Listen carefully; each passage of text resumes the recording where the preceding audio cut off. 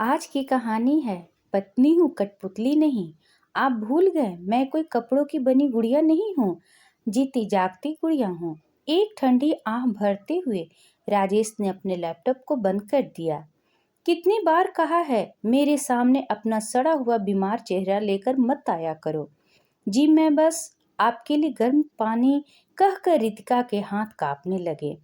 तब तक light of हो चुकी थी। रात के सन्नाटे में बस सुनाई दे रही थी तो रितिका की सिसकियां, जो सिर्फ और सिर्फ उसके तकिए को सुनाई देता था, जो उसके आंसुओं को खुद में जब्त कर लेता था। शायद अब वो भी उसका सच्चा साथी बन चुका था। रितिका और राजेश की शादी को तकरीबन 2 साल बीत चुके थे, लेकिन अभी तक उसे मां बनने का सौभाग्य नहीं मिला था। ऐसा नहीं था कि कुदरत ने उसकी मां बनने की क्षमता से नवाजा नहीं था, पर वो कठपुतली तो अपने पति के हाथ की थी। 2 बार गर्भपात का दर्द झेल चुकी रितिका शरीर का दर्द तो किसी तरह बर्दाश्त कर रही थी, पर अब वो बात तो कि तीर को नहीं सह पा रही थी जो उसके दिल को छलनी किए जा रहे थे। वो शुरू से बीमार नहीं थी, पर जब से उसका पहला गर्भपात हुआ तब से वो ज्यादा बीमार रहने लग गई। माँ किस बीमार लड़की से मेरी शादी करा दी हो, हमेशा बीमार ही रहती है। राजेश ने फोन पर अपनी माँ से कहा। क्या हुआ बेटा रितिका को, वो ठीक तो है? मुझे क्या पता था माँ वो ऐसी बीमार निकलेगी, ये बिल्कुल भी मेरे लायक नहीं है। रितिका ने ये बात सुन ली, उसका मुंह रोने सा हो गया। वो सोचने लगी ये वही है जिन्होंने मुझे मेरी खूबसूरती की वजह से मुझे पसंद किया था। आज मैं इनको अपने लायक नहीं लगती। बड़े अरमानों के साथ स्वभाव से शांत और समझदार रितिका की शादी राजेश के साथ हुई थी।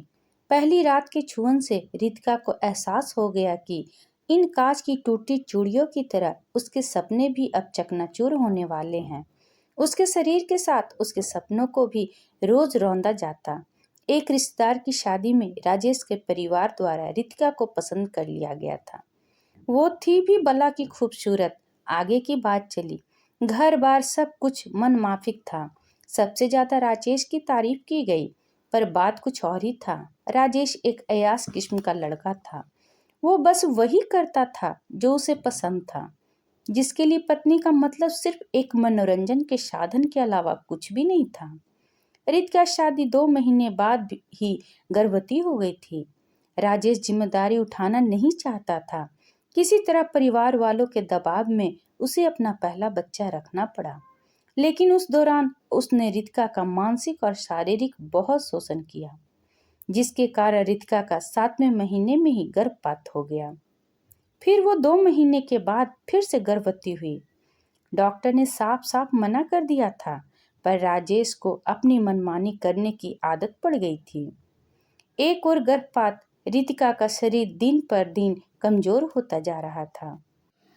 अपनी परेशानी वो बताती भी तो कैसे और किसको? ऐसी शिकायतें तो कभी कहीं भी तो नहीं गई। हमारे समाज की यही विडंबना है। पति पत्नी के बीच की बात कोई सुनना नहीं चाहता, और संस्कारों में डूबी हुई कोई भी लड़की अपने मुंह से ऐसी बात नहीं निकालती। रितिका ने सारे दर्द और तकलीफ को पी लिया, पर कब तक? अपने बेटे के मुंह से ऐसी बातें सुनकर कृष्णा जी से रहा नहीं गया। वो कुछ ही दिनों बाद बेटे बहू के पास आ गई। रितिका अपनी सास को देखकर बहुत खुश हुई। ये क्या हाल बना रखा है बेटा? तुझे किस चीज की कमी है? क्या राजेश अच्छा कमाता है? फिर क्यों? मैं समझ सकती हूँ बेटा, तेरा दर्द, पर ईश्वर की यही इच्छा होगी जो तेरी औलाद को, लेकिन खुद को संभाल। देख तो कैसी परी जैसी थी और सब सूख कर कांटा सी हो गई है। ठीक से खाया पिया कर। नहीं माँ, वो अपनी सास का अपनत्व पाकर रितिका के दर्द और दबा न रह सका, और एक दिन न एक दिन उस दर्द को बाहर निकलना ही था।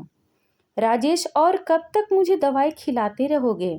मैं माँ बनना चाहती हूँ, मुझे इस सुख से वंचित मत रखो। जो खुद को नहीं संभाल सकती वो बच्चा कैसे संभालेगी? कहकर राजेश फीकी हंसी हंस पड़ा। राजेश, मेरी ये हालत तुम्हारी वजह से हुई है। मैं अब ये दवाई नहीं खाऊंगी, तो पाल लेना खुद से। मैं नहीं रखूंगा तुम्हारे बच्चे को। मैं आज़ाद रहना चाहता हूँ। फिर आपने मुझसे शादी क्यों की? अब तुम इतने दिन मेरे साथ रहकर तो मुझे जान ही गई होगी। हाँ, बहुत अच्छे से। आपको एक पत्नी नहीं, कठपुतली चाहिए थी, जो आपके इशारों पर नाच सके। और अब आपका इस कठपुतली से मन भर गया है। पर आप भूल गए, मैं कोई कपड़ों की बनी गुड़िया नहीं हूँ, जीती जागती गुड़िया हूँ। तुम मेरी पत्नी हो, मैं जैसा चाहूँगा वैसा रखूँगा। क्या पत्नी? आज मैं कैसे आपको पत्नी के रूप में याद आ गई।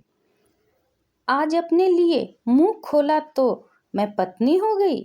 और इतने दिन से जो मेरे साथ जो हो रहा था, मेरे शरीर में जो इतनी सुइयां चुभाई गई, जो मैंने इतना दर्द सहा, मेरे उन अजन्मे बच्चों का क्या, जो आपने अपने सुख के खातिर इतना कहकर रितिका की सांसें तेज चलने लगी। धम से वो सोफे पर बैठ गई। उन सब का क्या? उन सब के इलाज के पैसे भरे हैं मैंने, राजेश ने कहा। बस कर राजेश, और कितना नीचे गिरेगा? तूने तो बस पैसे भरे हैं, कल तू कमा लेगा, लेकिन इसके शरीर का क्या? तू दोबारा इसको पहले जैसा कर पाएगा?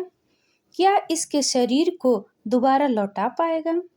इसके शरीर पर जितने कट के निशान हैं तू छुपा पाएगा? तू कब से इतना बिगड़ गया? और तू मुझसे इतने दिनों से कहता रहा ये बीमार रहती है, इसकी बीमारी की वजह से कोई बच्चा नहीं ठहरता। मुझे झूठे झूठे बातों में बरगलाता रहा। बेटा रितिका, काश तूने कभी इसकी करतूत बताई होती तो तुझे इतना दर्द नहीं सहना पड़ता। माँ, मैं कैसे ऐसे बातें आपसे कैसे कहती? बेटा, अब वो जमाना नहीं रहा जब पत्नी अपने पति के द्वारा हो रहे शारीरिक और मानसिक शोषण को बर्दाश्त कर सके। हर चीज की एक हद होती है। मानती हूँ शादीशुदा जिंदगी में कम ज्यादा समस्याएं आती है, मगर इतना भी नहीं। पति की बात मानना और पति की हर बात को मानना, दोनों में फर्क होता है। तुम एक पढ़ी लिखी लड़की हो, ऐसे कैसे बर्दाश्त कर सकती हो? कहकर रितिका की सास ने उसे अपने गले से लगा लिया। रितिका बेटा, तूने इसकी बात को छुपाकर इसके गलतियों को बढ़ावा दिया है। मेरा बेटा है तो क्या, इसे इसकी सजा जरूर मिलेगी। तू चल मेरे साथ, अभी तेरे सास ससुर जिंदा हैं, चिंता मत कर। माँ, मुझे माफ कर दो, राजेश ने कहा। नहीं, जख्म इतनी जल्दी नहीं भरते।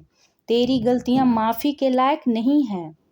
जिस दिन तुझे सच में एहसास हो जाएगा आ जाना, लेकिन अब फैसला मेरी बहू का होगा, तेरा नहीं, क्योंकि वो तेरे हाथों की कठपुतली नहीं है। अगर राजेश की माँ रितिका का साथ नहीं दिया होता तो क्या होता रितिका के साथ? इस पर आपकी क्या राय है, कमेंट करके जरूर बताइएगा। अगर पसंद आया है तो प्लीज़ लाइक एंड सब्सक्राइब करना न भूलें। इसी तरह और भी कहानी सुनने के लिए कृपया बेल आइकन बटन को दबाना न भूलें। वीडियो देखने के लिए आपका बहुत बहुत धन्यवाद।